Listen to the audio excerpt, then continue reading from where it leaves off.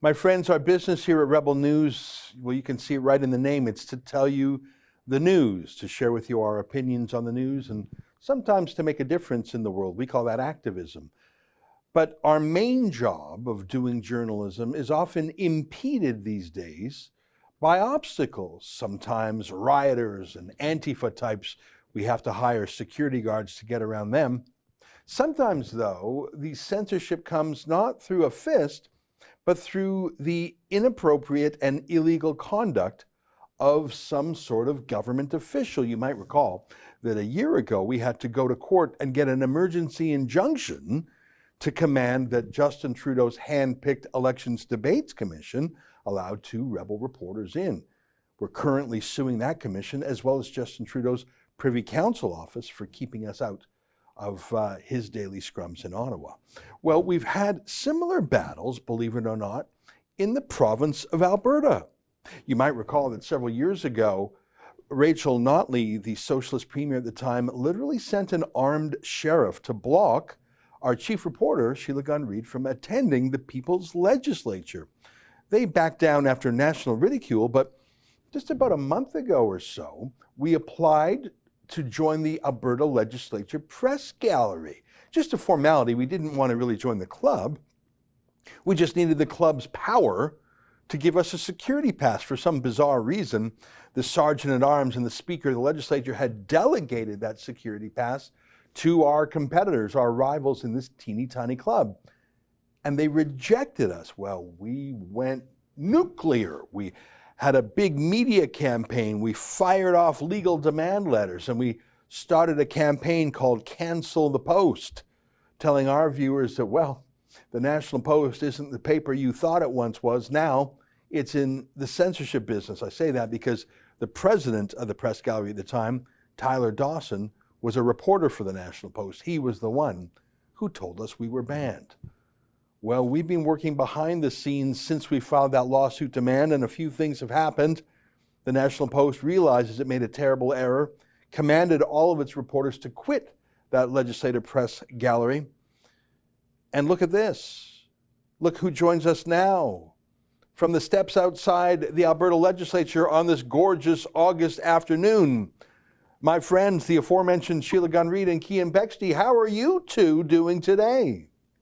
We're great. The city is a little more free because we are officially allowed back in that building behind us. We had a meeting with the Sergeant-at-Arms today who said that he would grant us some form of media access, the same access to work inside the building as the other journalists who do work here, despite Post Media's attempts to censor us. Yeah, it'll be separate from the press gallery, but equal. Separate but equal. I've heard that before. In this case, the bigots are with the old press gallery. I call them bigoted because without explanation, without any due process, they simply banned the two of you for what I presume is a difference of opinion. They're CBC, CTV, Post Media types, and we don't do that. We don't take government money like the aforementioned do. So they were, I'm not even going to say mean. I don't care if they're mean to us. They literally banned you guys from the right to do your job. Tell me a little bit. I don't want you to give away confidences, and it sounds like you had a very exciting meeting with the Sergeant-at-Arms. Is there anything from that meeting you feel you can share with our viewers that won't compromise your relationship with the Speaker and the Sergeant-at-Arms? What I can tell you is that they have assured us that they see the independence of the media in Alberta as of the utmost importance. And they are going to do what they can to protect it and to foster it. And that's why they've allowed us to work in the legislature without joining the official censorious press gallery. Because Keean and I really were banned in what I would say was a secret witch trial one afternoon. We didn't even know that they were voting on our membership until they declined our membership for really no reason. Then our competitors just didn't want us there because they want to protect their exclusive access to the politicians in the building behind us.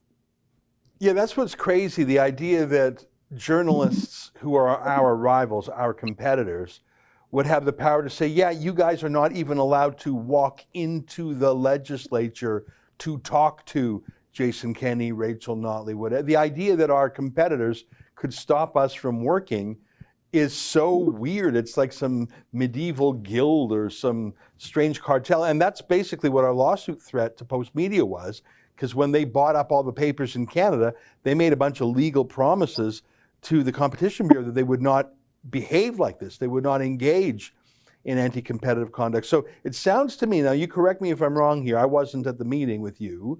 It sounds to me like the Speaker of the legislature, through his delegate, the Sergeant at Arms, has basically said, all right, we're not disbanding the press gallery. We're giving you the same rights that you would have if you were in there. So we're just directly accrediting you. Is that right? So they're not banning or shutting down the old press gallery. They're just saying that's one way in, but you can talk to us directly and we'll get you the security passes and what? You have access to office space or other things there, Wi-Fi, stuff like that? Yeah, they're working at getting us certain office space. What they're doing here is they're subverting the press gallery. They're kneecapping it basically and stopping their official monopoly on the space, which they've had for decades. Now, the rules for accrediting journalists are completely different. You don't have to be a member of the press gallery.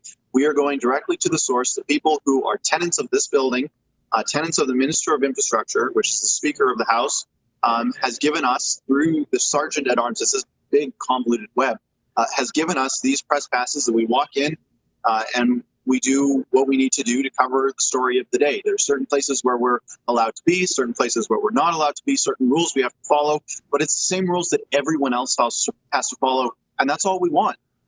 So basically they've taken away the monopoly that was granted to this little club because they were abusing it. They were being like a mean girls clique in high school. Oh, you're not cool, so you can't join. They were basically acting like it was their power, like the legislature was their property as opposed to the property of the people. Well, yeah, and there's a great irony in this because Post Media, because their on-the-ground reporter, Tyler Dawson, who's the head of the press gallery here in Alberta, held the secret witch trial for us.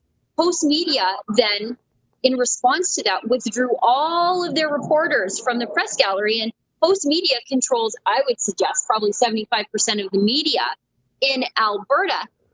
But now, because Post Media is no longer a member of the press gallery either, guess who they get to sit with in the legislature? Guess who they get to share office space with?